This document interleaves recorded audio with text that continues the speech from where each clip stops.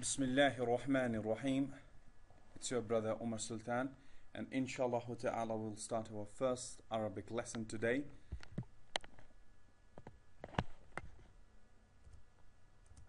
The book that we have prescribed for this course or for these lessons is Durusul Lughah al-Arabiyyah لغير ناطقين بها. It's translated as Medina Arabic Reader, Book 1. The literal translation would be Arabic Lessons for Non-Native Speakers. It's a very famous book taught at the Islamic University of Medina. It is written by a famous author, Dr. W. Abdul Rahim. May Allah subhanahu wa ta'ala protect him and preserve him. Inshallah ta'ala, before we begin, we need to know some of the elementary knowledge of Arabic language, especially the Arabic alphabets, also known as Huruf al-Hija. In Arabic, we have 28 letters starting with alif and ending with ya. So here we have alif, ba, ta, tha, jim, ha, kha, dal, dhal, ra, za, sin, shin, صاد, ضاد, طاء, ظا, عين, غين, فاء, قاف, كاف, لام, ميم, nun, ha, wa, ya. Two things are very important here to notice. That is, you would see, you're able to see on your screen alif, but on top of that is hamza, and the last letter ya with two dots. Right now we will not go in detail why there is hamza on top of alif, but I'll simply just inform you that the Arabs do object to it if we write alif without hamza, because it has a different understanding and different concept in grammar, in Arabic grammar. And there comes the concept of hamzatul wasl and hamzatul qata. And as I expect from my you could say from the person who's watching it, that I don't want to get involved in the terms right now. If you're not able to understand some of the terms, or you're not able to get them in Arabic, try to understand its meaning, or try to understand the concept behind the term. If you're not able to just memorize or follow some Arabic terms, this is not the time to just pay focus on them. Right now, just carry on, just focus on the meaning, focus on the concept in English. Inshallah ta'ala, as we go carry on, inshallah, in the future lessons, you will surely follow them, and surely you'll understand them. And right now we are not supposed to go in detail about hamzatul wasl and hamzatul qata, and about ya, why it has two dots. We will come to know about that. And now inshallah ta'ala, as we will keep ourselves busy with Arabic, we'll surely come to know about these terms. And inshallah ta'ala, it will be discussed in the book later on in detail. Now we have al-dabt. This is you could say we must know before we start the book. These are vowel points. In the subcontinent, they use the word al-Arab, and that is not correct according to Dr. W. Abdul Rahim. Al-Arab is actually to find the correct ending of a noun or a verb in a sentence. Inshallah ta'ala, it will be discussed later on in the book. For example, هذا كتاب، هذا قرأت كتابا في كتاب.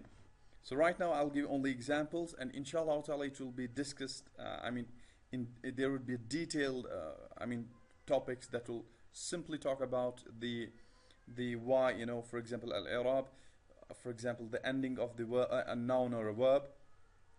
So for example, we have kitabun, we have kitaban and kitabin.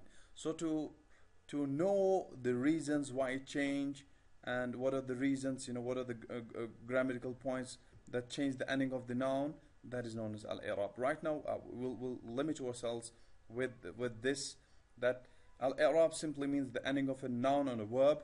Is it, for example, marfu, is it mansub or majroor?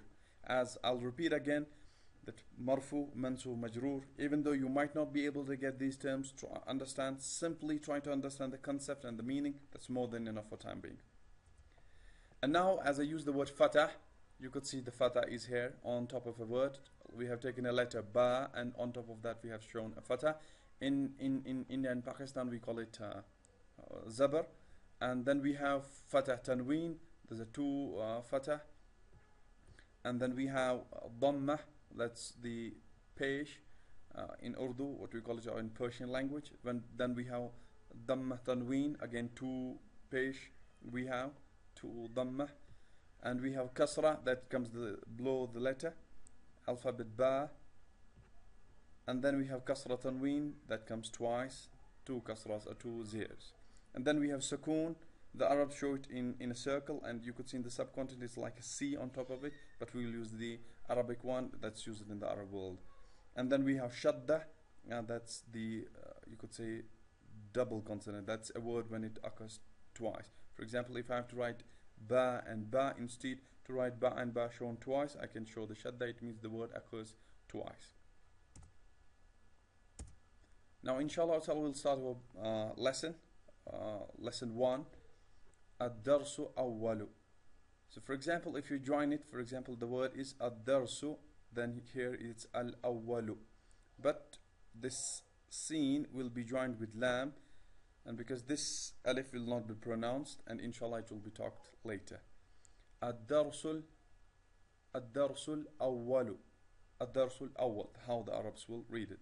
So they will read it ad-darsu awwal, but as we are the beginners, we are simply supposed to read the complete word. So we'll read it like this: ad-darsul al-awwalu. So we'll read it that way: ad-darsul awwalu. So we will read surely the ending of the word that's here. So we have to focus on this. Lesson 1, Hava. So you could see the picture, and it will help us to understand the word better. Hava baytun, with two dots at the end. But Arabs will never speak like Hava baytun. They will speak Hava bayt.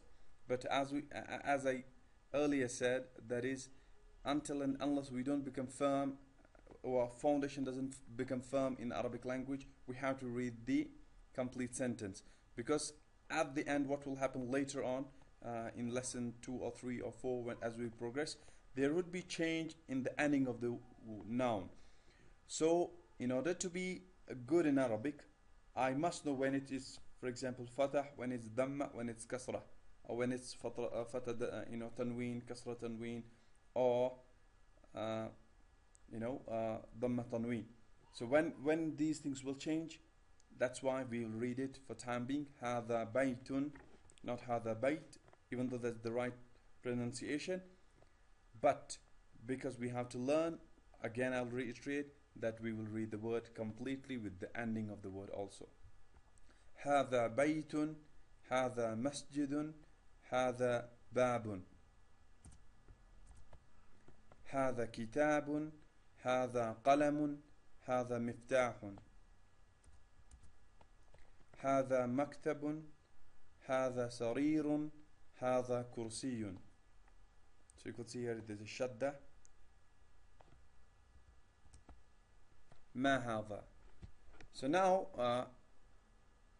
ma, we had the earlier hadha, which translated as this, and ma is what. For example, in order to frame a question, you say what is this. So this is the simple translation of this. What is this? Ma hadha. Hava baytun. Now again we have for example, in English we say, is this a house? So for example, one, you don't have a concept of a thing, they'll say, what is this? Oh, this is an iPad. So now I know something like that. So is it a computer? Is it a laptop? So it's something like that. So hava baytun? Na'am, yes, hava baytun, this is a house. ما هذا؟ هذا قميص.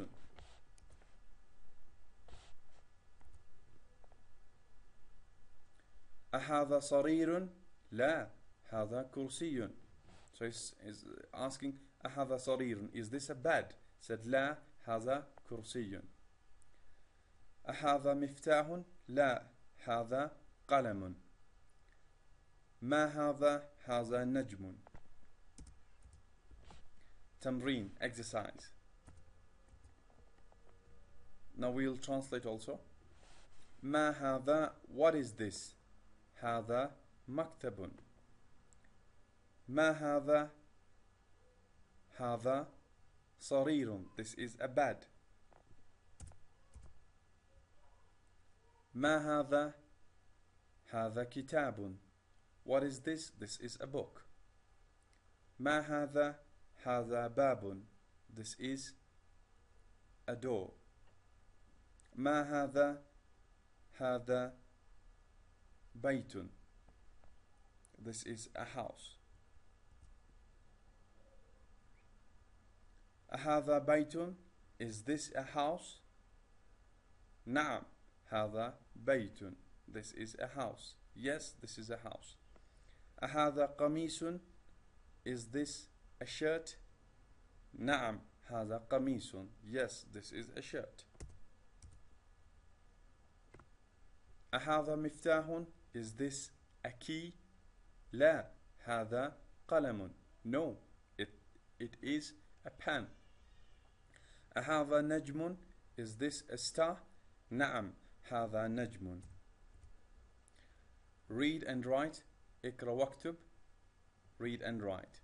So you have to simply just take a notebook, have your personal notebook, and write these things there, and write them first, and the more you write, the better you will be.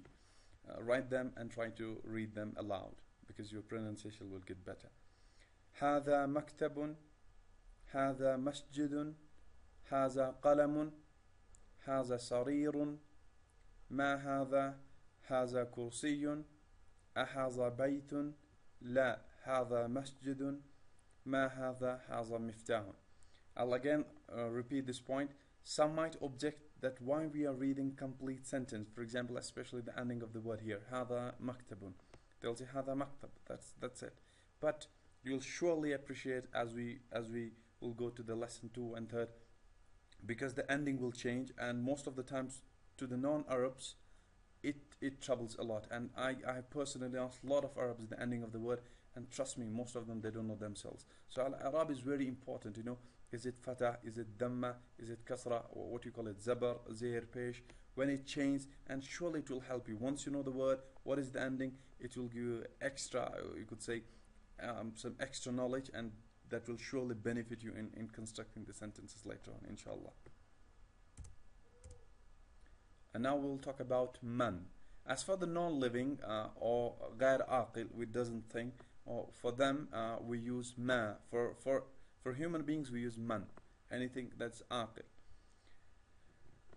من هذا, who is he? هذا طبيب. من هذا, who is this? هذا is, you know, indicating to this. هذا طبيب, this is a doctor. من هذا, هذا ولد. Who is this? This is a boy. من هذا, هذا طالب, this is a student. أهذا ولد, is this a boy? لا, هذا رجل, he is a man. No, he is a man, or this is a man.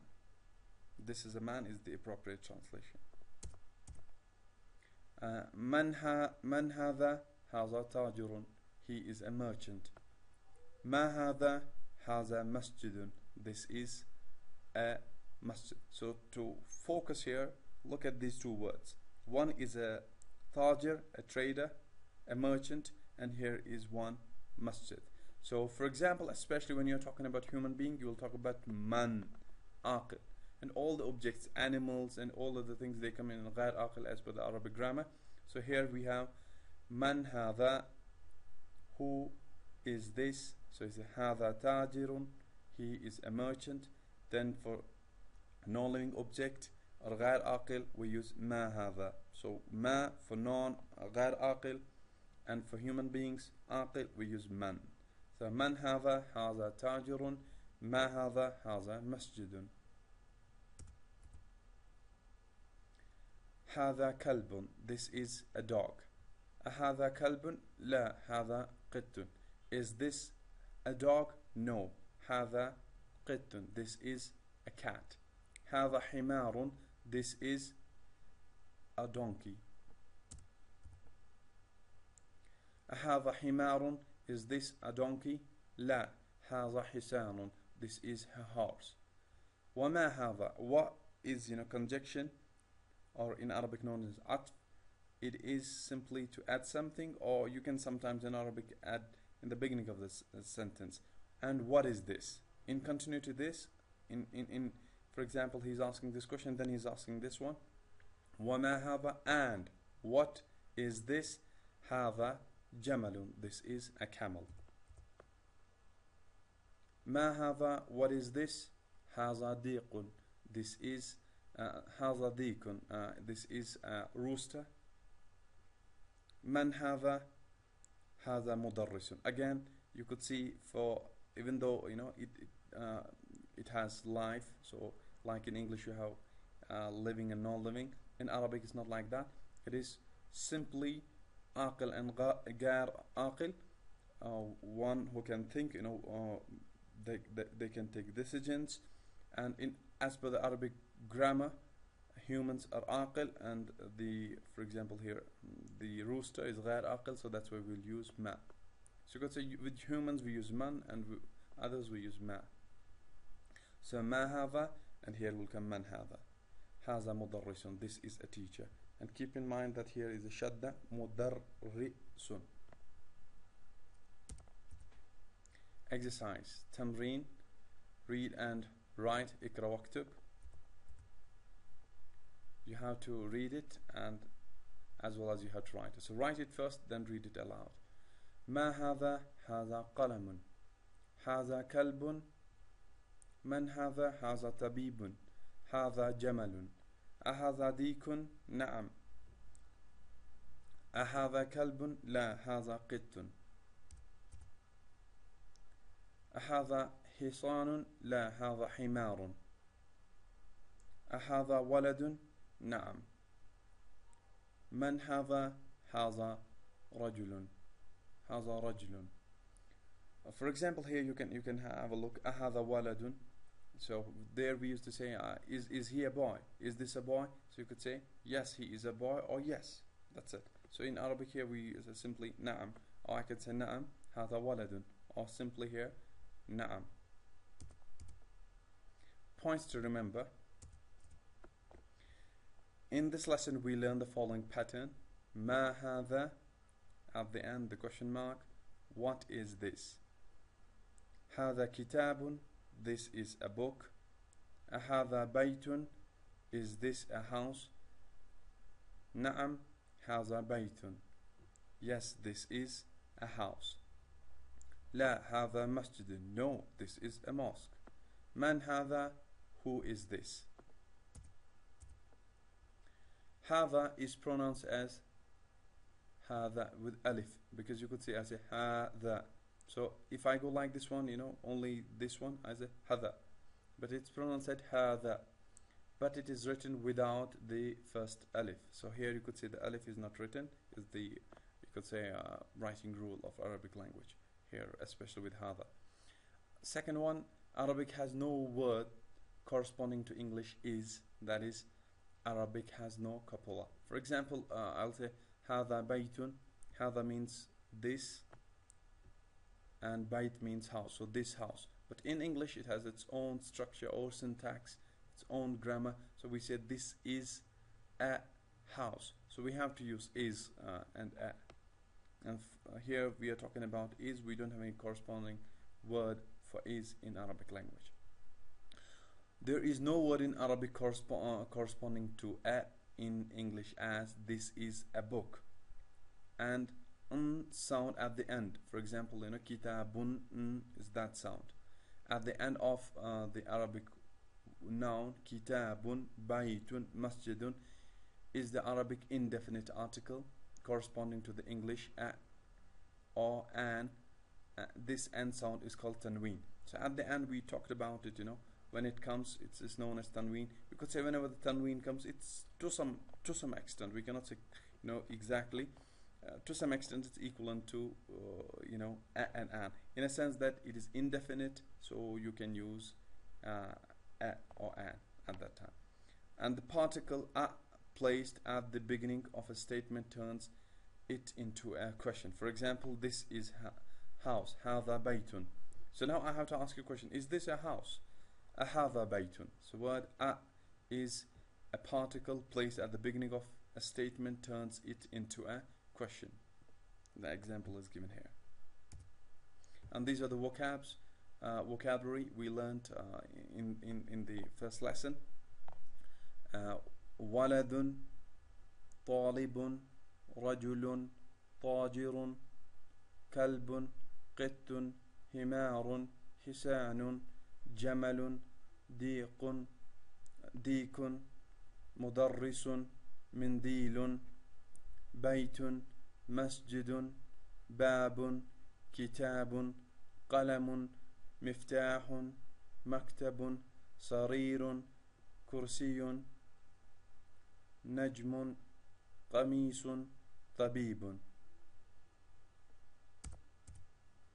And alhamdulillah, with this we finished our first chapter, a unit, and may Allah subhanahu wa ta'ala bless what is khair, and any mistakes that were in the presentation is complete from me, and anything that good comes is from Allah subhanahu wa ta'ala. May Allah subhanahu wa ta'ala bless us to take benefits from this lesson, and anything that is not right, may Allah subhanahu wa ta'ala help you to forget that.